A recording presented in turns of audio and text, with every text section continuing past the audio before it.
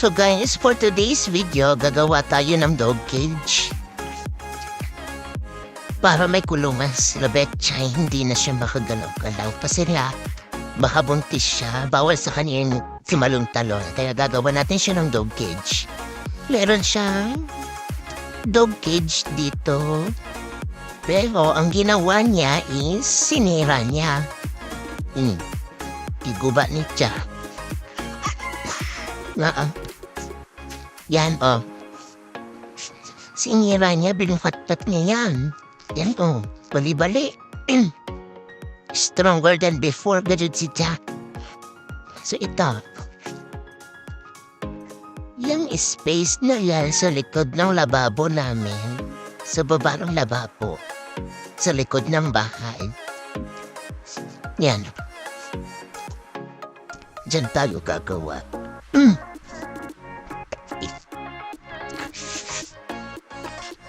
Hopefully, maging successful. So ngayon, aalis muna ako para bumili ng mga materyales na gagamitin.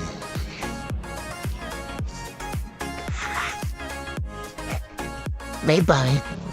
So ayan guys, naglalakad ako papunta doon sa bilihan. Budget natin is 1,000. Kailangan mapagkaso yung 1,000 pesos.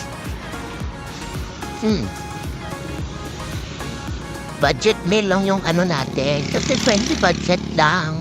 Wala tayong pera. Sige guys, update ko kayo. So guys, ito na. Nakabili ako ng 1 worth of 380. 10 piraso na siya sa isang bundle. Then 2 por 2, 380 din, isang bundle. 5 piraso naman yung stick niya.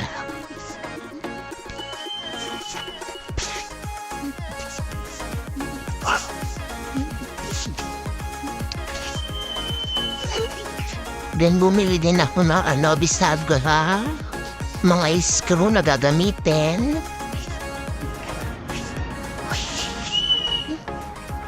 Ito.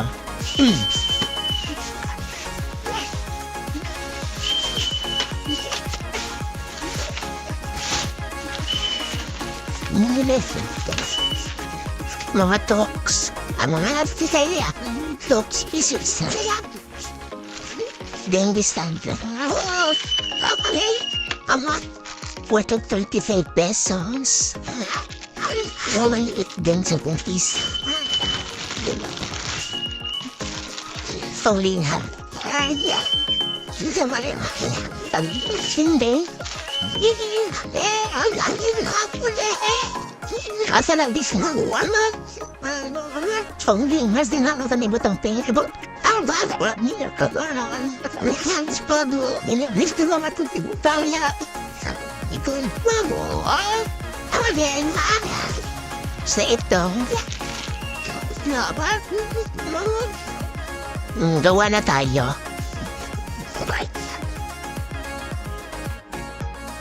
Let's go! Then guys, ang una kong ginawa is pinakinisan ko na muna yung mga kahoy na gagamitin. Then pinutol-putol ko na rin siya para hindi na ako mahirapan.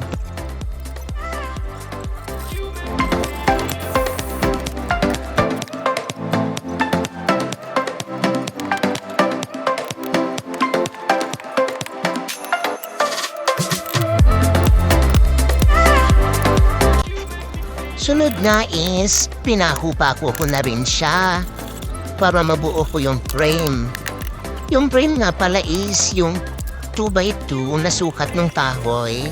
Ginawa ko siyang frame. Then yung mga 2x1 is ginawa kong rehas para manipis-nipis yung mga rehas na hindi masyadong mabigat.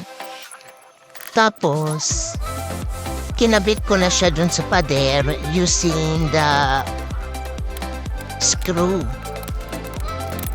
Inamitan ko na siya ng screw, ng tox. Yung tox muna, kinabit ko sa pader. Then, yung screw naman, kinuso ko sa kahoy, then pakabit, diretso kabit dun sa pader.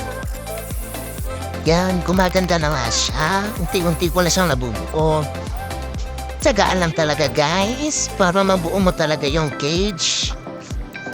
Pag nakita mo naman na maganda yung gawa mo, nakakawala naman siya ng pagod eh. Kaya tsagaan lang talaga hanggang sa mabuo yung cage. Then after kong matapos yung rehas, nakabit ko na. Yung tubigan naman ng mga batuta, yung sunod ko na ikinabit para finally matapos ko na rin siya.